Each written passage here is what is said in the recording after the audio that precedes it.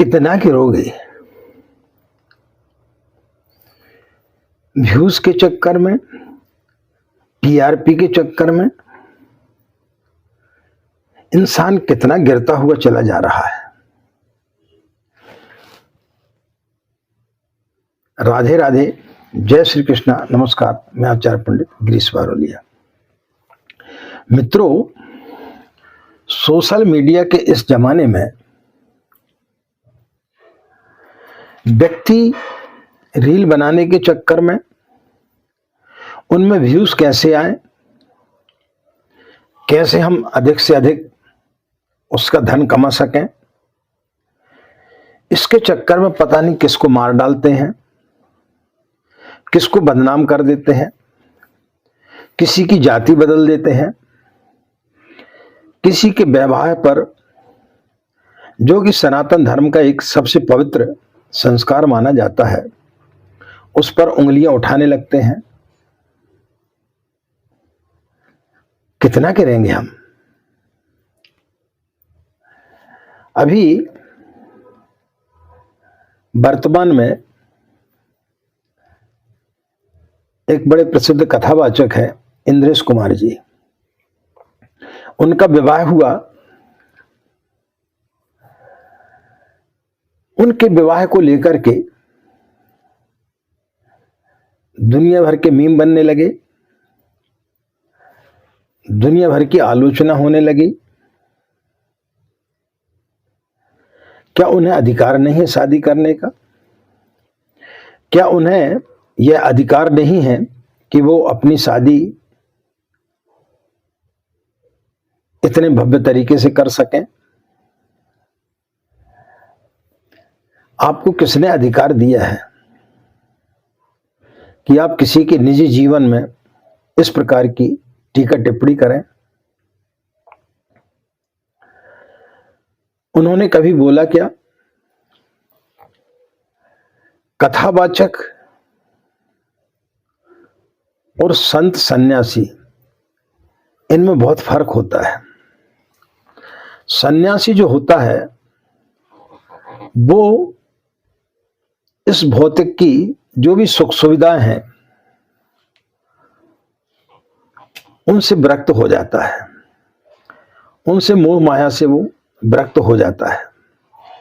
चाहे वो संसार में रहे या हिमालय में जाकर के बैठ जाए, लेकिन उसे इन सब चीजों का कोई फर्क नहीं पड़ता।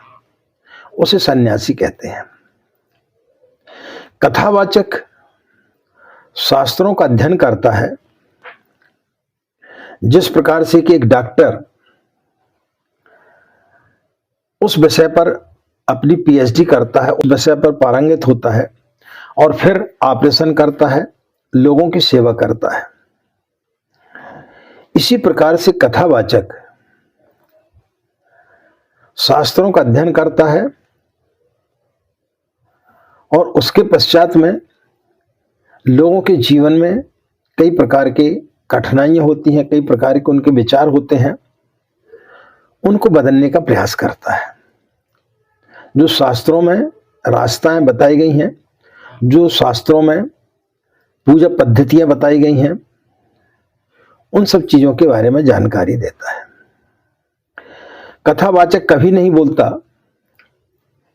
कि रुपया पैसा मोह माया है। कभी किसी प्रसंग में कुछ बातें निकल जाती, क्योंकि वो प्रसंग वैसा होता है।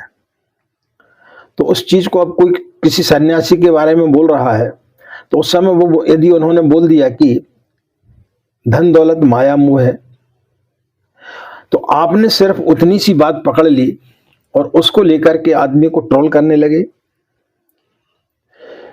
किसी कथावाचक ने बैग खरीद लिया तो आप उसको ट्रोल करने लगे। किसी ने महंगा चश्मा पहन लिया, महंगी जैकेट पहन ली, तो वो आपकी आंखों में चुभने लगे। उन्होंने जो अच्छे काम किए, एक सेकंड में आपने उनको भुला दिया। आज बागेश्वर धाम धीरेन्द्र शास्त्री जी, जिन्होंने अभी तक इतनी कम उम्र में हजारों लड़कियों का विवाह करा दिया। लाखों लोग नित्य वहां पर निःशुल्क भोजन करते हैं। लाखों लोगों के जीवन को बदल दिया। कितने कथावाचक है, चाहे वो अनिरुद्धाचार्य हो, देवकी नंदन जी हो, इंद्रेश कुमार जी हो, इनके प्रवचनों के माध्यम से कितने लोगों ने व्यसन छोड़ दिया, कितने लोगों के घरों में के लड़ाई झगड़े बंद हो गए, कितने लोगों के घर में सुख शांति आ गई। ये सब आपको दिखाई नहीं देता। आपको दिखाई देता है कि उन्होंने किससे शादी की, वो ब्राह्मण है कि नहीं है,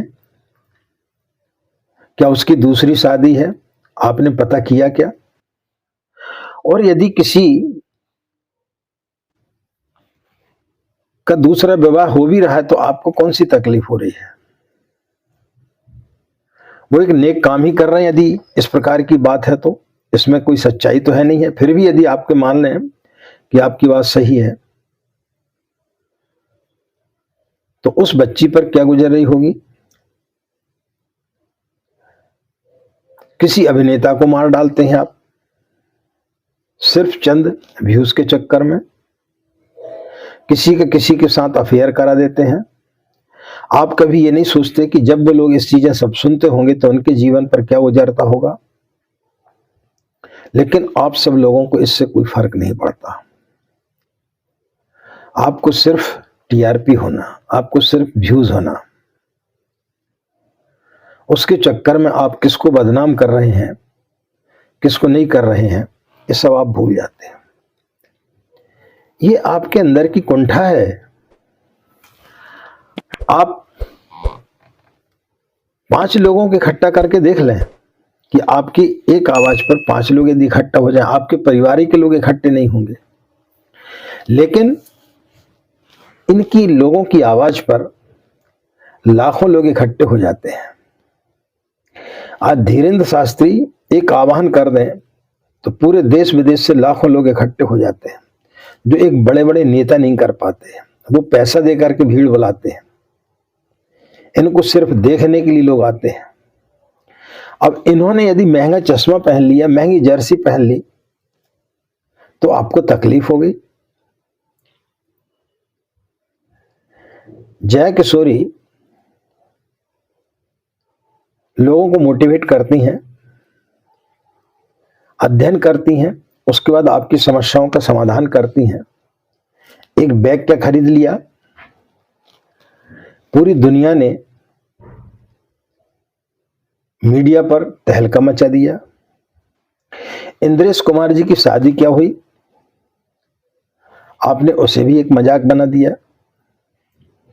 उन्होंने समाज के लिए क्या दिया? अनिरुद्धाचार्य जी कितनी महिलाओं को, पुरुषों को अपने वृद्धाश्रम में रखे हुए हैं, जिनके बच्चे अच्छा खासा पैसा कमा रहे हैं, वो अपने माता पिता को नहीं रख पा रहे हैं, लेकिन वो वहां पर उनको अपनी मां से ज्यादा प्यार दे रहे हैं। वो आपको दिखाई नहीं दे रहा। लाखों लोगों को जो लोग जीवन बदल रहे हैं, वो आपको दिखाई नहीं देता। आपको सिर्फ दिखाई देता है उनकी बुराइयां, कि उन्होंने ये गलती क्यों कर दी, उन्होंने शादी करके बहुत बड़ा गुनाह कर दिया। किसी ने काला कम्बल ओढ़ लिया तो आपको तकलीफ हो गई, ये तो मुसलमान है। बगैर जाने पहचाने किसी के पति को मुसलमान बता दिया, आपने पता किया क्या? ऐसी होड़ लगी हुई है। लेकिन एक वर्ग ऐसा है जो लोग 3-3, 4-4 शादियां कर लेते हैं। उन्हें आप अपना आइकॉन समझते हैं, उनकी बड़ी आप तारीफ करते हैं। लेकिन वहीं एक कथावाचक यदि अपनी शादी में थोड़ा सा धन खर्च कर दे, थोड़ा सा दिखावा कर दे, तो आपके पेट में दर्द होने लगता है। कभी आप चिंतन करें कि आपके इन हरकतों के कारण कितने लोगों को आप दुखी कर रहे हैं। एक प्रसिद्ध अभिनेता जो अब हमारे बीच में नहीं रहे, जिन्हें सारी दुनिया बहुत प्यार करती थी, उनका आपने ऐसी न्यूज़ चला दी, ऐसे यूट्यूब में आपने प्रचार कर दिया कि उनका निधन हो गया। उनके बच्चों को कितना दुख हुआ, उनके चाहने वालों को कितना दुख हुआ जब उन्होंने इस झूठी खबर को सुना। कभी आप चिंतन करें, हमने तो ऐसे ऐसे लोगों को देखा है जिनको 2 पैसे का दिमाग नहीं है, लेकिन वो ओशो जैसे व्यक्ति को उनकी आलोचना करने से बाज नहीं आते। ओशो एक ऐसे हैं कि भूतो न भविष्यति, जिनके जैसा ना कभी पैदा हुआ है न कभी पैदा होगा। आप सूरज को रोशनी दिखा रहे हैं, पहले आप उनके समान बन तो जाएं। पहले आप इंद्रेश जी जैसे बने, पहले आप अनिरुद्धाचार्य जैसे बने, पहले आप देवकी नंदन जी जैसे बने, पहले आप जया किशोरी जैसे बने, पहले आप धीरेन्द्र शास्त्री जैसे कर्म करके देखें। कितनी कठिनाई होती है, कैसे विचार उनके अंदर है कि एक कैंसर के अस्पताल बनवा रहे हैं। पहले आप उनके जैसा बन के तो देखें, उसके पश्चात फिर आप आलोचना करें तो समझ में आता है। ये आपके अंदर की कुंठा है, आप तो कुछ नहीं कर सके, लेकिन दूसरा कर रहा है तो आपको तकलीफ हो रही है, क्यों कहीं ना कहीं आपके मन में भी है कि हम तो ये नहीं कर पाए।